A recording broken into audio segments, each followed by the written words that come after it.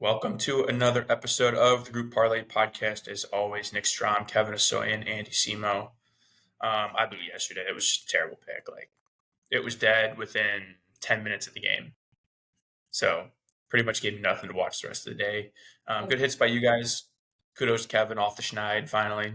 That's nice. So I'll let Kevin recap yesterday's picks. Yeah, shout out Strom, staying hot. 3 in a row for the kid. Mikal Bridges over 16.5. I had to take it at 17.5 because I forgot to take the parlay until like an hour before. So for a second there, I was about to lose, but you were about to hit the pick, so I was not happy. But he got a late basket. 19 points for him. Good job there. In the Knicks lose to the Hawks. And I had Warriors plus 3.5. And this game was very tight. Warriors up and down. It stayed pretty close the whole time. Loose ball foul by the Warriors when they were up 1 with like 4 seconds left caused them to lose the game because they gave the Rockets 2 free throws from that. So pretty funny way to lose for them, but luckily we had plus 3.5. So got the dub there. But yeah, Ducks plus 1.5. Was pretty dead early. And they lost 5-1. So blowout there. So on the month here, we moved to 1-10, down 9 units. Me and Andy are both 6-5. Andy 6-4-1. We're all over 500. We have one win. A push win too. Insane. And a push win at that. Yeah. How many 2 out of 3s? A lot. 1, 2, 3, 4, 5, 6, 7. 7 2 out of 3s in 12 days. Me and Andy were talking, Nick. That's 7 round robins we'd be hitting. I don't know how round robin works. Explain it. It's basically if you hit 2 legs of the parlay, you win 2 bets. Or 1 bet or 2 bets, something like that. You'd only win 1 bet. Yeah, but it'd be like a plus break 1. Even. 2 is probably a break even. Yeah. Because you're just placing 3 individual parlays. Me and your pick is 1 parlay. Andy and I is 1 parlay. You 2 is 1 parlay. 3 2-leg parlays. So, but if you hit 0 or 1 leg, it does nothing for you. You lose everything, yeah. And you could be losing more units. If you have a 15 unit, you could be doing 5 on each parlay or something. Yeah. I don't know. We can experiment it. I'm going to try it today. I'll do it and see. Watch, today we're going to hit. What happens if we win all 3? You win everything. Yeah. You win all 3 bets. You win 3 you win the 3 parlays. No, it's not a 3-leg. You wouldn't have a 3-leg place, but you could sprinkle that on the side always. Gotcha. But you would hit 3 plus 180s. It's food for thought. Or we're thinking about going back to two bets for same game parlays. Same game parlay plus whatever regular action's on. We were just chatting. Hey, anyway, I think we're all pretty good at NBA. We're not doing many days where we all take NBA, but I feel like NBA has just been pretty solid. My thought was we changed the parlay to plus 100s because we can't win. We tried that with the ladder, and that did not work either. Yeah, no. Make it look ultra juicy. We just need a new year. Like we gotta limp to the finish line and go to a new year. That's what I think. All right, but let's get into the picks today. Nice game tonight. Rams 49ers. Huge fantasy implications between me and Kevin's playoff matchup. It's really just Kyron Williams, but let's get into the picks. I'll kick it off. I'm going 49ers money line. Reason I'm going this, the public is all over the Rams. On DraftKings, 64% spread and money line for the Rams. I saw an Action Network. Some places were up to, I think it was like 70%. Yeah, 76% of the bets and 66% of the money on the spread Rams and 80% of the money on money line Rams. So big public betting on the Rams tonight. Understandably so. They have looked, they beat the Bills last week in a great game. And the 49ers are a little banged up. But tonight they should have Isaac Guerrero. He is trending to play. Nick Bosa is trending to play. Dre Greenlaw is also questionable. He might play and then come back.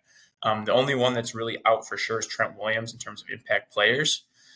So love that they're getting, part of their defense back. Garendo should play. I do really like him. Also, back to my theme from the Bengals, the desperate team wins. 49ers are the desperate team. They have the worst record. They are last in their tough division. I don't see them losing at home today against a Rams team that is, yes, they beat the Bills, but they got slaughtered by the Eagles. They lost by 8 to the Dolphins. Their only wins before that were the Saints and the Patriots. So I think the 49ers are a tough team, especially with Bosa back. So give me them money line. I'm shocked that the public, I just would have thought the public's on the Niners for sure. I haven't actually looked at any of that today because I wasn't taking that. But yeah, I like that now. I was gonna say I was literally about to say on this pod that I didn't like the pick because I just figured it was so public, but it's the opposite. So great pick. Yeah, they're all over the Rams, probably because they beat the Bills.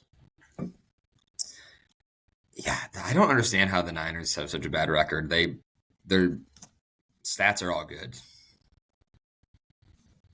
Like defense and offense yards against respectively are all good.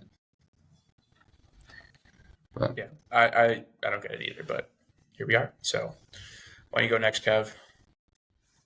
Yeah, I'm going to the over in this game, taking over 47.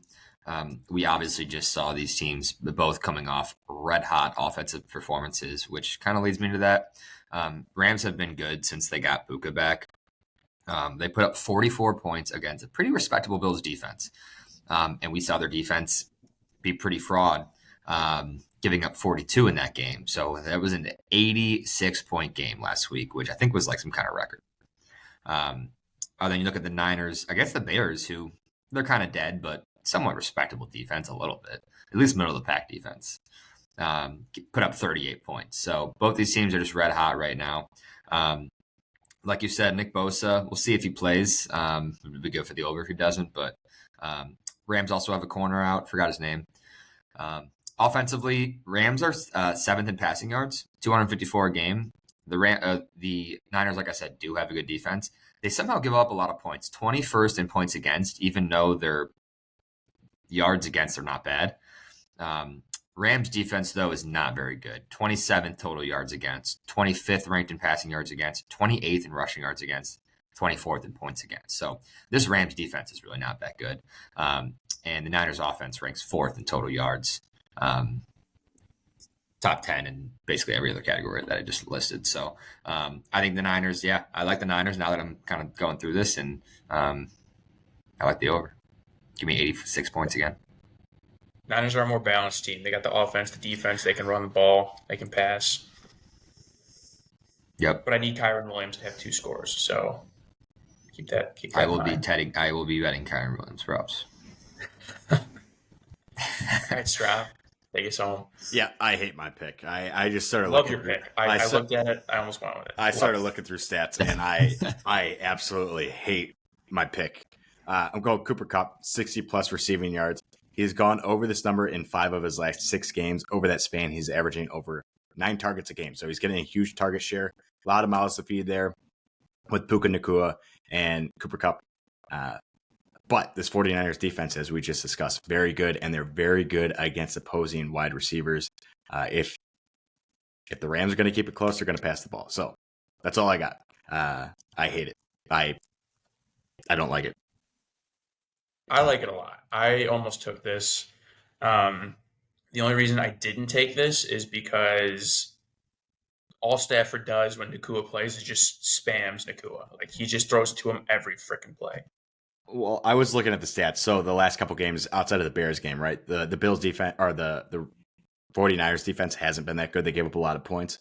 But against the Bills, they only allowed 49 receiving yards to opposing wide receivers. And then the Packers, who put up 30-plus, they only allowed 120 total receiving yards to opposing wide receivers. So I kind of hate it. So Cooper Kupp, I just looked it up. Last 4 games against the Niners, averaging over 100 yards per game. I like that. Thank you. That gave me a little confidence. He feeds against the Niners. Yeah, I wouldn't be that worried. I mean, the Niners have given up a lot of points in those 2 games, those Packers and Bills games. Yeah. Against the Packers, they gave up a lot of yards. but not to receivers. Yeah, there's Dobbs, Kraft. I mean, I guess tight end. If you're taking out tight ends, I mean, I don't know if I'd necessarily agree with that data. Tight ends count. You also got to think Purdy didn't play in that Packer game. It was Braylon Allen. Now we're talking. So, all right. I'll recap the picks. We have over 47 in the game tonight for Kevin at minus 142. 49ers money line for myself at minus 142. And then Cooper Kupp 60-plus receiving yards at minus 140. Comes out to plus 335 for today's parlay. Small one, but I just want to see one go in at this point. Like, what did we say? 7 2 out of 3s this month already, including a push hit. So maybe 8. You call it 8 in 12 days is insane. Time for the round robin. Chip away. Chip away. Yeah. I'll make it right now. To the round robin parlay podcast. Round Robin Hoods. The Round Robin Hoods. Hell yeah. All right. Let's get it, boys. All right.